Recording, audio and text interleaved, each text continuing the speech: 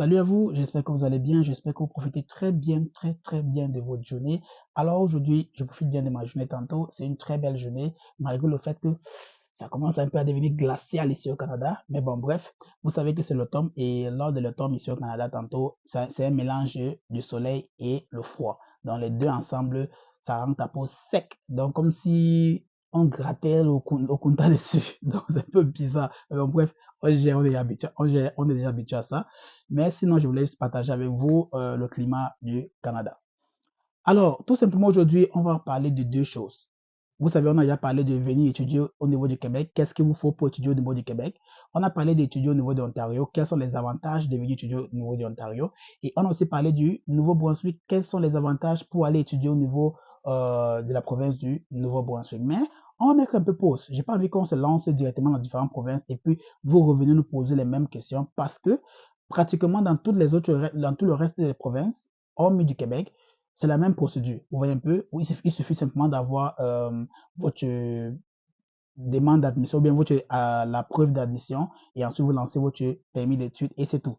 Mais chaque province, par exemple, a une particularité pour les étudiants francophones qui viennent étudier chez eux qu'ils pourront sponsoriser cela s'ils ont passé un an dans leur territoire, bien dans leur province. Mais bon, bref, comme je disais, on va revenir plus tard dans les prochaines vidéos tantôt. Aujourd'hui, je vais qu'on fasse une pause et puis on parle de deux sujets très importants, le financement et le gap. Vous allez comprendre de quoi je parle par le gap, mais le financement et le gap, c'est les deux choses auxquelles je veux qu'on parle aujourd'hui parce qu'on a reçu beaucoup de questions par rapport à ça, parce qu'on a aussi reçu une candidate tantôt qui a parlé qu'elle a rencontré une agence et puis elle a dit à l'agence d'immigration, je ne vais pas dire le nom du pays ni la cliente tantôt, je vais d'abord garder ça secret pour moi, que l'agence d'immigration lui a fait comprendre tout simplement que ça doit être un membre de la famille qui doit la sponsoriser. Si c'est un ami ou une autre personne qui n'est pas liée à la famille tantôt, bam, ça ne peut pas fonctionner. Et le pire encore, c'est que la fille a dit que c'est son oncle qui veut la sponsoriser et l'agence d'immigration tout simplement dit non, ça doit être soit le père, soit la mère, soit le frère.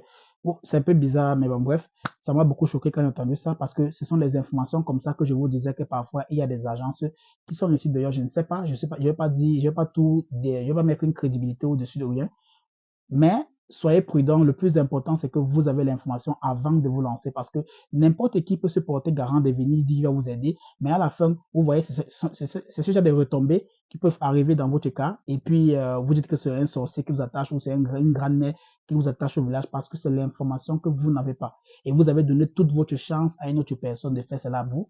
Et tant que vous le payez, lui va faire ce qui lui plaît et il va vous dire ce qu'il va, il va vous dire.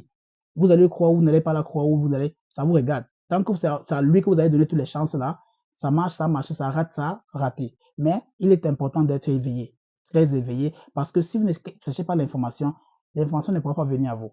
Voilà pourquoi je vous demande tout simplement, si vous êtes tout nouveau, tout nouvelle, abonnez-vous dès maintenant pour recevoir l'information là, pour être au courant de l'information là. Et aussi, mettez les pouces, c'est gratuit et c'est gratifiant de notre côté aussi. Ça permet à la chaîne d'évoluer et ça permet à YouTube pour le référencement. S'il vous plaît, on attend que votre pouce tout simplement et partagez au maximum, les gars. Partagez au maximum. Qu'est-ce qui vous empêche de partager?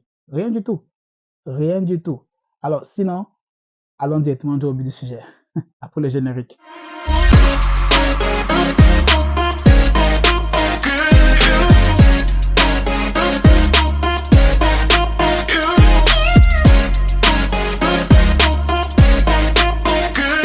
Parler tout simplement du cas de le financement, la preuve de financement et le gap. On va aller par le premier qui est le gap. C'est quoi le gap? Le gap, tout simplement, c'est la période auquel vous avez arrêté vos études dans votre pays. Donc, ça veut dire que vous avez obtenu votre dernier diplôme.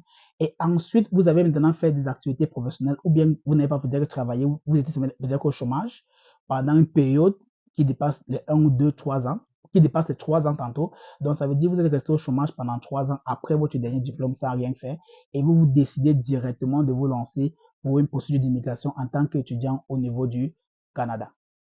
Alors, qu'est-ce qui se passe? Là, il y a un gap de 3 ans. Vous devez donc justifier le gap de 3 ans là. Vous devez donc vous expliquer. Le motif ou bien la raison de votre venue au niveau du Canada pour continuer vos études. 2, entre votre dernier diplôme et votre besoin de venir étudier au Canada, il s'est écoulé 3 ans. qu'est-ce que vous avez fait pendant les 3 ans là? 3, qu'est-ce qui vous motive de venir faire ce programme-là au niveau du Canada?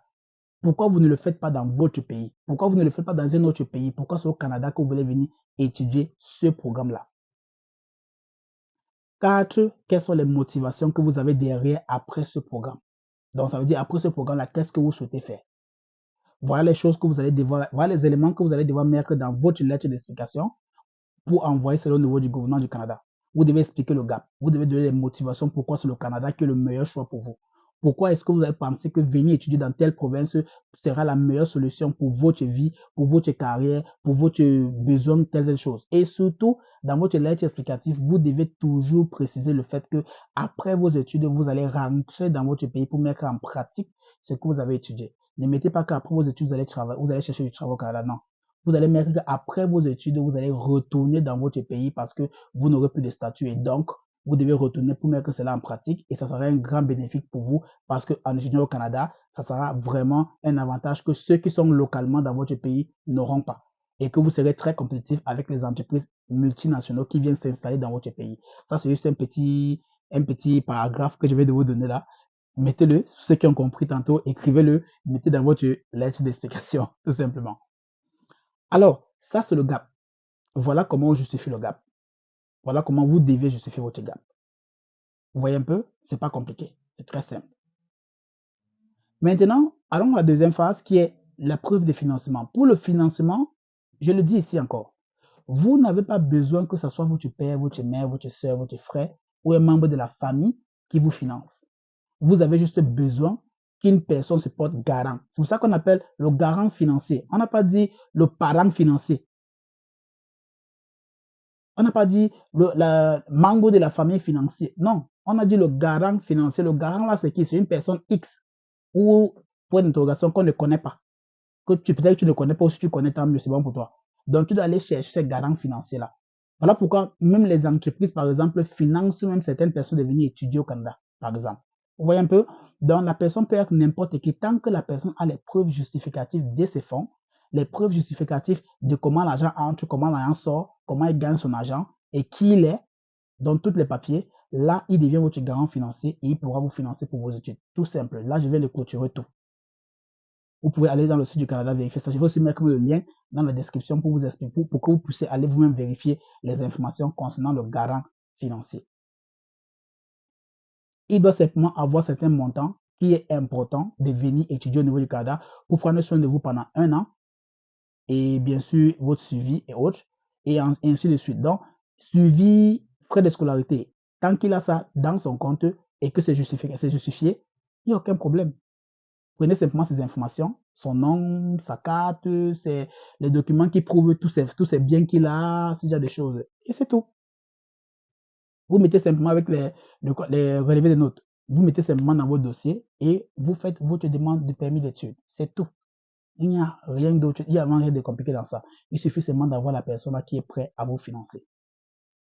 Donc, j'espère que vraiment, vous avez compris ces 2 points-là. C'est très important parce que voilà les choses qu'on a rencontrées, qu'on a compris et on a dû échanger cela avec les membres exclusifs de la chaîne. Donc, les membres, ceux qui sont devenus membres exclusifs de la chaîne, on a eu à faire une séance avec eux auquel on a échangé ça avec eux parce qu'ils avaient ces mêmes problèmes-là.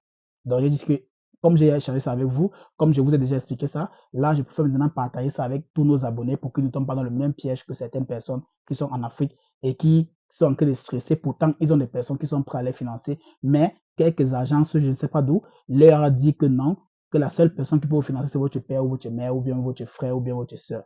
Pourquoi? Qui a dit ça? Même sur le site du gouvernement du Canada, ça dit que le garant financier peut être n'importe qui, tant que la personne prouve qu'il a assez de fonds pour vous soutenir. Je ne suis pas un avocat d'immigration, non. Les informations sont claires sur le site du gouvernement du Canada. C'est clair là-bas. Clair et net. Vous voyez un peu? Vous connaissez le nombre de personnes qui sont ici au Canada que ce n'est pas les membres de la famille qui ont sponsorisé. Voilà. Donc, c'est très important. Vous-même, voilà pourquoi je dis au départ de cette vidéo, c'est très important pour vous aussi de rechercher l'information parce que ça va vous aider. L'objectif pour nous, c'est de faire ce que vous vous lancez par vous-même pour réussir votre procédure d'immigration. Tout simple. J'espère que vraiment ça pourrait vous aider. J'espère que cette clarification pourra vraiment apporter un plus dans votre procédure et que par la suite maintenant, vous serez ou bien vous aurez la tête tranquille et vous lancez dans votre procédure. Sinon, je suis Dexter, pour ceux qui ne me connaissent pas tantôt. Si vous êtes nouveau ou nouvelle, abonnez-vous s'il vous plaît, partagez au maximum, mettez les pouces là, c'est gratuit et c'est gratifiant pour nous. Et surtout, n'oubliez surtout pas, partager au maximum. Partagez au maximum. Ici, je suis votre influenceur en éducation au niveau du Canada. Je passe simplement les informations qui pourront vous permettre de venir ici en tant qu'étudiant et de transiter en tant qu'étudiant et de simplement faire une transition d'étudiant à résident permanent. Alors, à bientôt pour une prochaine vidéo.